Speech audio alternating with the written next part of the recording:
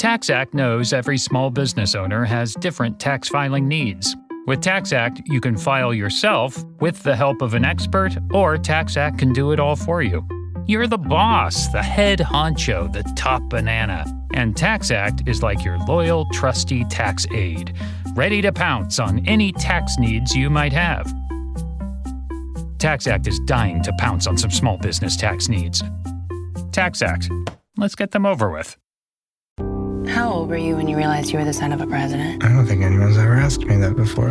FX's Love Story. John F. Kennedy Jr. and Carolyn Bessette. I didn't think I could love someone like this until you. From executive producer Ryan Murphy. It's not a question of if I want to spend the rest of my life with you. It's if I'm cut out to be Mrs. JFK Jr. FX's Love Story. John F. Kennedy Jr. and Carolyn Bessette. Watch now on FX, Hulu, and Hulu on Disney Plus for bundle subscribers.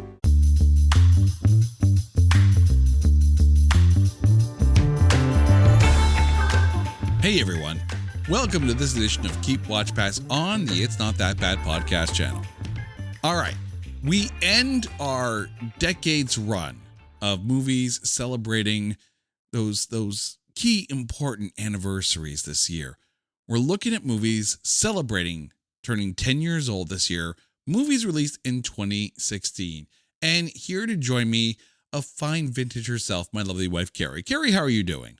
Oh, I think I want to go back to last episode where you were saying that I didn't look a day over 20, and now you're calling me vintage. I said a fine vintage. Oh, wow. Within a week, I tell you, everything's okay, but at home. But within a week, he went from, all flowers and candy to here's, yesterday's leftovers. How many years old is this week? Reheat the leftovers for you. Yeah. All right. Chump. 10-year-old films. Oh, man. Sleeping on the couch tonight. Sleeping on the couch tonight. It's been a good decade. Thankfully, the couch is not 10 years old. Okay, so movies of 2016. This was a pretty darn good year and kind of hard to pick, but how was it for you? It was a great year for movies that it was hard to narrow down. And I kind of think back too of like the timing, 2016. Wow. Yeah. Like it was a good time. We're 4 years away from the world shutting down. Who'd have thunk that one, right? I didn't have that on my bingo card. Well, let me tell you, no one had it on their bingo card in 2016. But here's what we're going to do. We're going to take 3 films each, 3 10-year-old films each. Keep a watch and a pass. So, Carrie, why don't you kick us off here with our decade of decadence? Movies of 2016, your keep pick. I'm going with the non-Avenger, the Merc with the mouth, Deadpool himself. Right. Oh, this movie was so much fun. I mean, the first one was great. Second one, it told the story. I love Deadpool and Wolverine. So it was kind of like, I don't know, I could have really skipped the second one, but it was so different and it was so fun, like, I don't know, breaking the fourth wall and talking to the camera and not only that, but just the scripting, like the crudeness of the dialogue it was funny. Pardon me while I geek out here for a second, okay? Remember that when it comes to Marvel comic books, Deadpool wasn't the first character to break the fourth wall. She-Hulk was. And of course, like with Deadpool, taking a little hat tip to a film that came out 30 years prior to it, Ferris Bueller's Day Off, and you have that scene at the end of the film. But we could have had a very different Deadpool film. If you're a listener of this show, then you know that about a month ago, we covered Man-Thing, one of those small little Marvel films that Marvel pretends to not exist. That was released by Artisan Entertainment. It was the last film that Artisan Entertainment put out, but Artisan Entertainment actually had the rights to a number of different Marvel characters with plans to make movies of them. Deadpool was one of those characters. So we almost had a very, very, very different Deadpool film had Artisan Entertainment actually had the ability to do a Deadpool film before, ceasing operations. I mean, this is the company that gave us The Punisher with John Travolta and Thomas Jane, and then gave us Man-Thing, and then gave us nothing else after that. So it's probably a good thing that they never got around to making a Deadpool film, because what we got is fantastic. But it's one of those characters too, where you sit there and go, how could they actually make a film out of that? I mean, I remember when the test footage came out, leaked. We all know Ryan Reynolds did it, but it was leaked, and it became like an internet sensation. It couldn't be denied at that point. He leaked his own footage, and that built up the hype that was that initial Deadpool rush. And it was something different. It was rated R. It was funny as hell. It didn't hold anything back. And let's be honest, Ryan Reynolds is Wade Wilson. Maybe a little bit more handsome than Wade Wilson. Maybe. Ask Blake Lively. But still, now you have all these characters that haven't been touched yet by Marvel. Kind of out there characters. Like when I heard that they were doing a Moon Knight show, I was like, oh, this is going to be awesome. Now they're coming out with a Wonder Man show. Also, dear Marvel, dear Kevin Feige, where my Squirrel Girl at? Right? Come on. I've been thinking about that. I don't think Sadie Sink is going to be playing Squirrel Girl. There's rumors that she's going to be playing Rachel Summers in Spider-Man Brand New Day. She would have been a really good Squirrel Girl. But I'm just going to remind Mr. Kevin Feige that Madeline Pesh exists and would kill as Squirrel Girl. Make it happen. All right. Normally, as I mentioned a couple weeks ago, I like to not be Captain Obvious. But sometimes you got to grab the brass ring. You got to toot your own obvious horn. Because when Disney puts out arguably the greatest Star Wars film ever, you tip your hat. You pay respect to Star Wars Rogue One. And yeah, I said it. Best Star Wars film ever. I was in the camp originally that Empire Strikes Back held that title high. And you can't deny the hype that was Star Wars The Force Awakens. No matter what you thought of the film, everyone went to go see it numerous times. Rogue One? Rogue frickin' One. A movie based on one sentence in the crawl of Star Wars Episode 4, A New Hope. Maybe not the best idea, but oh my God. Oh my freaking God. The best, am I wrong here? Because Rogue One, to me, is the best Star Wars film. What do you think is? Well, it just seems like a really big statement that could break the internet. I don't think I'm far off, though. I don't know. Because isn't the original trilogy like sacrosanct? Maybe, but not everyone is a fan of the unblinking murder bears that are the Ewoks in Return of the Jedi, and I understand that.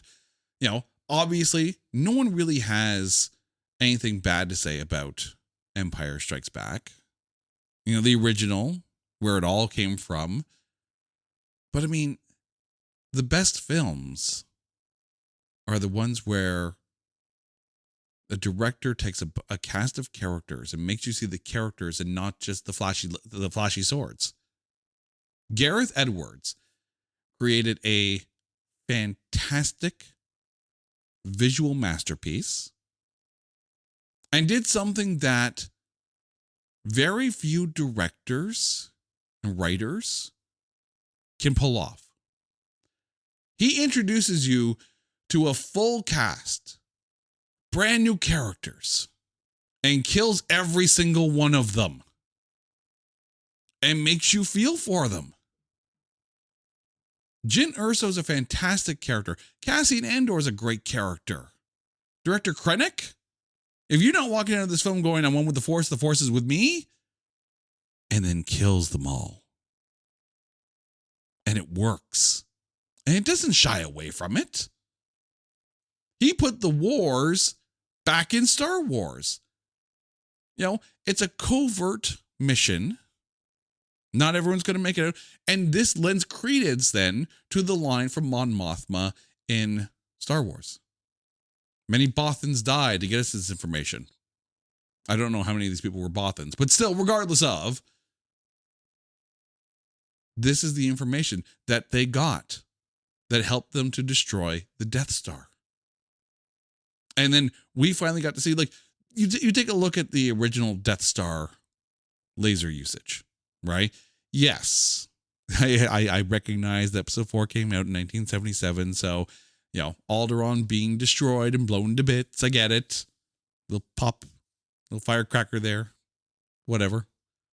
Here, the Death Star weapon, you see it from the ground. You see the impact. You see the world-destroying power of the Death Star. And you get the ultimate badass hallway fight scene with one and only Darth Vader. Hells yeah. Rogue One is the best Star Wars film. Yeah, I said it. Everything else is really good too. But that's, even Last Jedi, even Rise of Skywalker, I can appreciate. Even though the Rise of Skywalker qualifies for it's not that bad. I would still defend it. I'm a Star Wars fan. I will always be a Star Wars fan. I can dislike certain things about it, but you know what? Good is good. Rogue One is great. LinkedIn is pretty great at a lot of things, like helping you tap into the latest trends and insights in your field. We cannot stop your coworker from tapping her pencil. LinkedIn can help you find new jobs that align with your career goals. We cannot help you find the source of that weird smell in the office fridge. Ew. And while we can't stop your coworkers from bringing their hobbies into the office, LinkedIn can help you bring your career to the next level. LinkedIn is the network that works for you. This episode is brought to you by Redfin. You're listening to a podcast, which means you're probably multitasking. Maybe even scrolling home listings on Redfin, saving homes without expecting to get them. But Redfin isn't just built for endless browsing. It's built to help you find and own a home. With agents who close twice as many deals, when you find the one, you've got a real shot at getting it. Get started at redfin.com. Own the dream. Don't chew on that, Max. Cooper loves that chew too. Oh, now he's into Cooper's food. Wow, he is loving it. What do you feed Cooper? Blue Buffalo Life Protection Formula. He never leaves a crumb. I love it because it's made with high-quality protein, nutrient-rich fruits and veggies, and wholesome whole grains. Looks like we're switching to Blue. Blue Buffalo foods are made with the superior ingredients your dog needs to thrive. Can your dog food say that? Visit feedbluefood.com to learn more.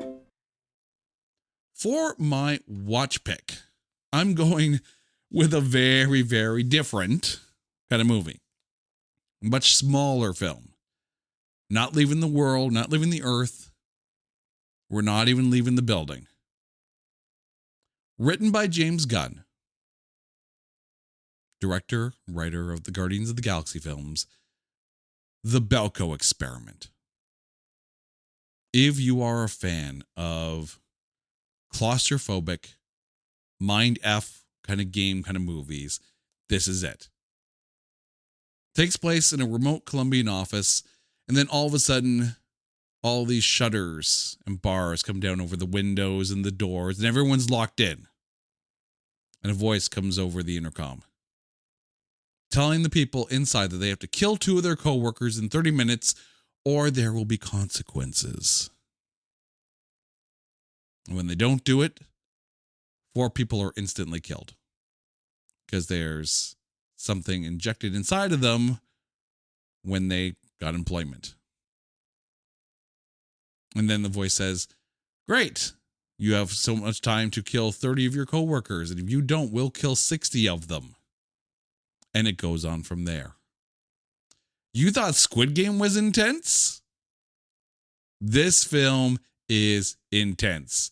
Starring John Gallagher Jr., Tony Goldwyn, Adria Arjona, John C. McGinley, and it's still a James Gunn film, so of course Michael Rooker's in it. And it's only made on like a $5 million budget. Like, it's not a big budget film, which I think makes it even better, right? It's not steeped in, special effects or super gore or anything like that. It's a cerebral film. You are dealing with people who are faced with a life and death situation, as in they have to take a life or face death. Meanwhile, they're also facing death from the people who don't want to die. Belko Experiment's a really good movie. And, we're talking about the guy who also wrote the Scooby-Doo movies. So, a little different, a little of the wheelhouse, but still really good. All right, Carrie, over to you for your watch pick.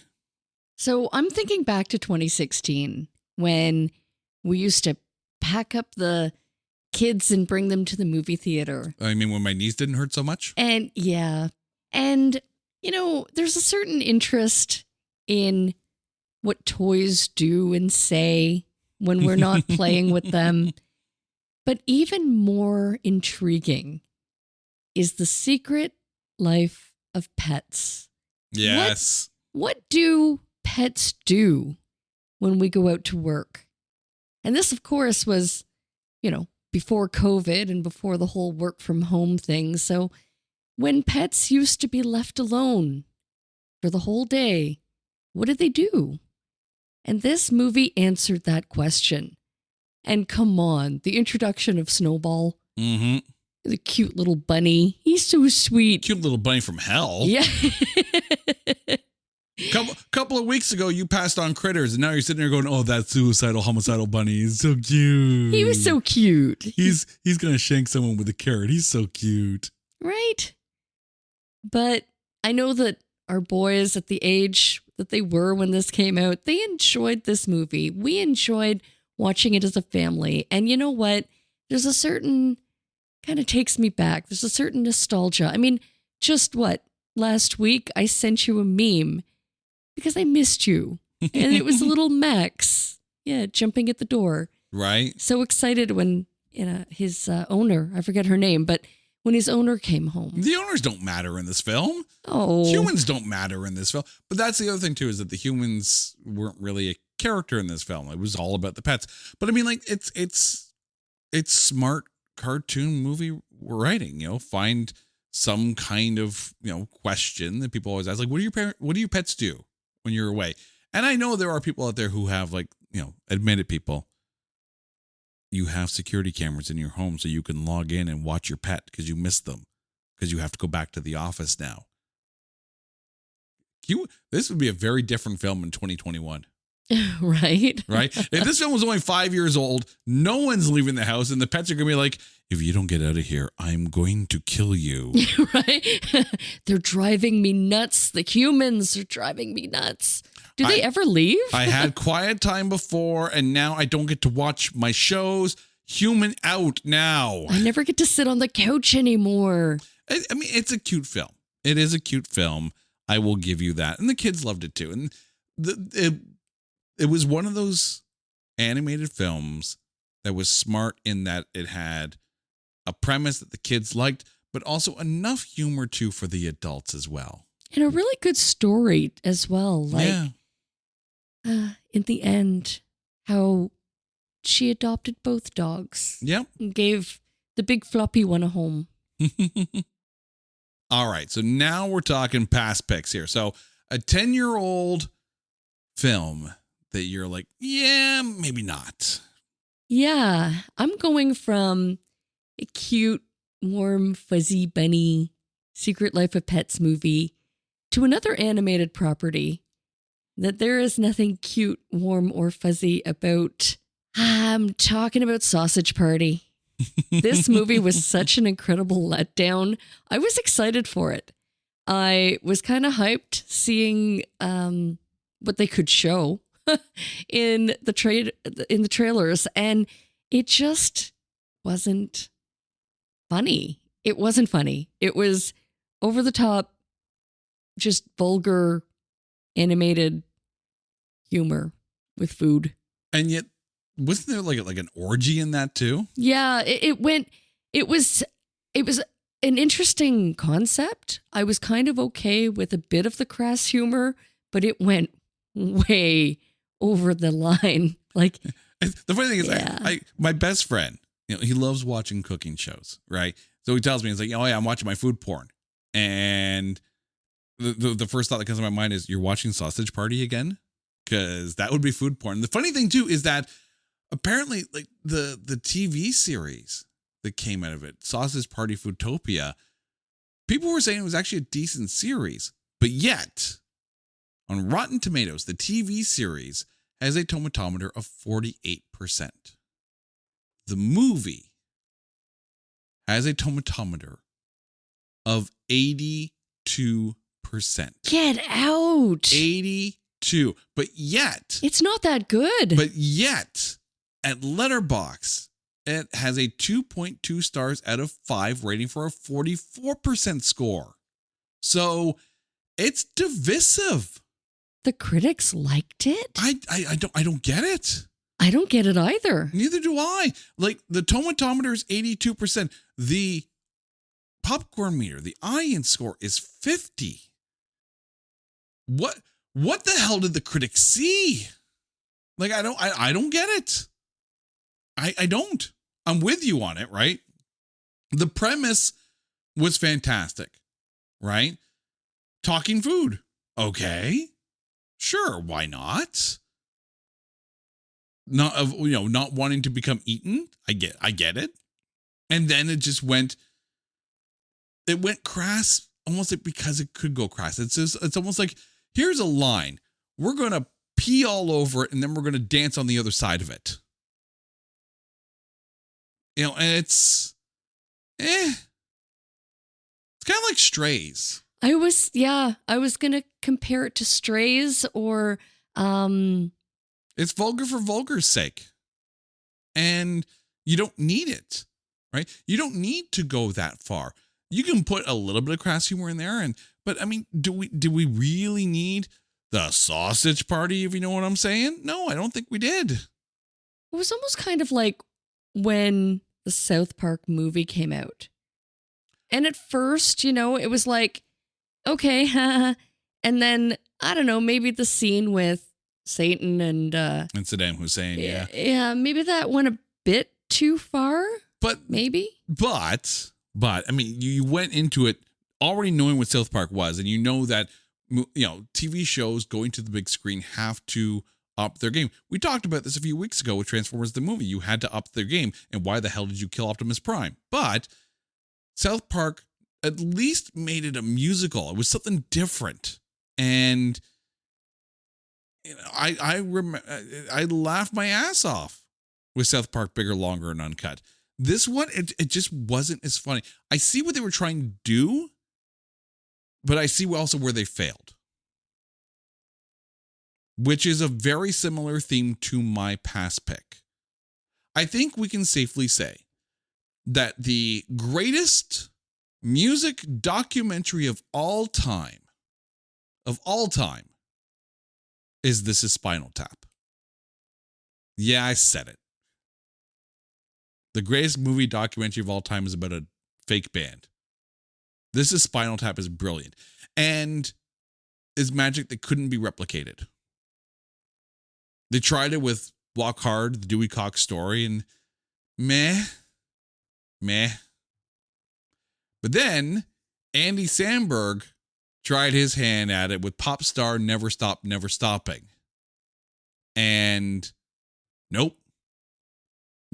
It had a couple of funny moments, but nope.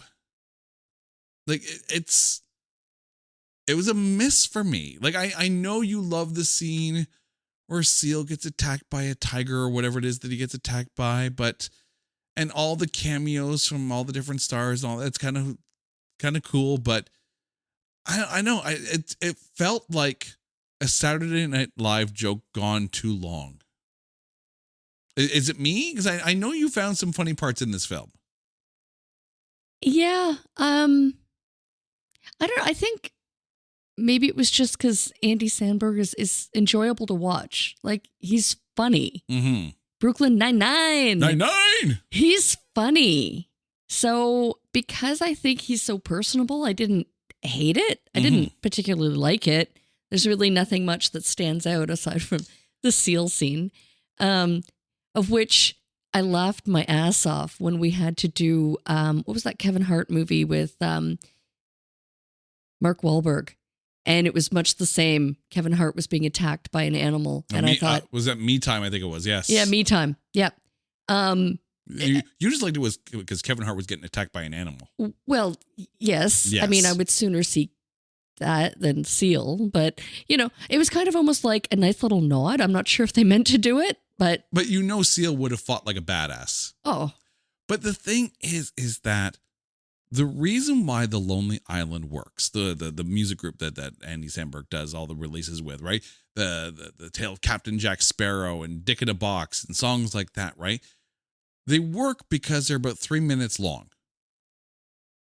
This is like an hour and a half Lonely Island joke gone way too long. And you can only strike gold so much in that amount of time with something that's best in short spurts. Like, you're right, Andy Samberg is funny as hell. 9-9 is fantastic. And every time he's asked to do something, like, host an award show or something like that, he nails it. This is the rare Andy Samberg miss for me. Well, it was kind of like when Jim Carrey came out first with In Living Color. And it was sketchcom. So he would do like a small musical number or something, comedy sketch, right? Yeah. A sketch character. And when he would be in a movie, it would almost be like, okay, this is a bit long. Ace Ventura, I found, okay, this character is getting a bit grating. We talked about The Cable Guy, right? If that would be a caricature that he would create in, let's say, a sketchcom. Yeah, The Mask may have been the first front to back really solid movie for Jim Carrey. That's right, yeah. But again, really funny character, really good in short spurts. I mean, David Spade is another example. Anything SNL, right? Really good in small doses. A full-length movie gets a bit much. Rare is the Saturday Night Live movie that nails it. Wayne's World. But Coneheads. But Popstar Never Stopping. I do feel like the mockumentary style worked for this kind of film and allowed them to be able to have this in sort of short spurts. Much in the same way that This Is Spinal Tap worked perfectly. But I think also part of the problem too is that any kind of, music mockumentary that comes out is going to be compared to This Is Spinal Tap because it set the bar so high and nothing's going to compare to it. I don't know. To me, it almost felt more like the boy band in Josie and the Pussycats. Du jour. Du jour. It's like they were so over the top as a boy band. But Du jour was in short spurts in Josie and the Pussycats. True. Right? That whole opening, before they sent the Chevy to the levee is the perfect amount of Du jour. That's all you need. Then let's move on to Josie and the Pussycats. Fine, cool. Josie and the Pussycats as a movie wouldn't work if it was done in a mockumentary style. Josie and the Pussycats needed to be what it was for it to work. I mean, same thing with the Spice Girls movie, right? Like, Spice Girls movie wouldn't work if it was a mockumentary style film, right? It needed to be like the Spice Girls on some kind of adventure or whatever like that. Even the Monkees, Help, right? It worked because of what it was. This, again, funny moments in it, but as a whole, not quite. Okay, Carrie. Movies of 2016. Please remind our listeners what your keep, watch, and pass picks are. I am keeping Deadpool, watching The Secret Life of Pets. Wow, that was an about turn, wasn't it? And passing on Sausage Party. Yet another abrupt turn. Deadpool, I think, has more in common with Sausage Party than The Secret Life of Pets is sitting there in the middle, wondering which end it's going to get it from. It's almost triangular. It's like, yeah. Right. All right. I am keeping the best Star Wars film. Yeah, I said it. Star Wars Rogue One. I'm watching the Belko experiment and I'm passing on pop star Never Stop, Never Stopping. Gary, thank you so much for this. And dear listeners, you know what's coming. It's right around the corner. Grading Christmas? on a curve. No. No. Grading on a curve. The Razzies 2026 special. The worst movies of the year. So close. It's so far away. So make sure you subscribe to our webpage, notthatbadcast.com. The minute that show drops, you'll be notified. Immediate Maw. And if you're not following us wherever you get your podcast, make sure you hit that follow button so you immediately know when new shows drop. But until next time, you guys know the drill. If there is a topic that you want us to cover on Keep Watch Pass or a movie that you want us to cover on It's Not That Bad, hit us up on social media at Not That Badcast or go to our website, notthatbadcast.com. Until then, she's Carrie. I'm Jay. You guys are awesome. This is Keep Watch Pass on the It's Not That Bad podcast channel. Take care.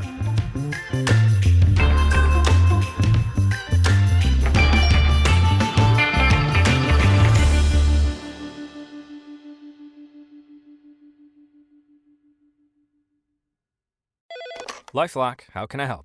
The IRS said I filed my return, But I haven't. 1 in 4 tax-paying Americans has paid the price of identity fraud. What do I do? My refund, though. I'm freaking out. Don't worry, I can fix this. LifeLock fixes identity theft guaranteed and gets your money back with up to $3 million in coverage. I'm so relieved. No problem. I'll be with you every step of the way. 1 in 4 was a fraud-paying American. Not anymore. Save up to 40% your first year. Visit LifeLock.com/podcast. Terms apply.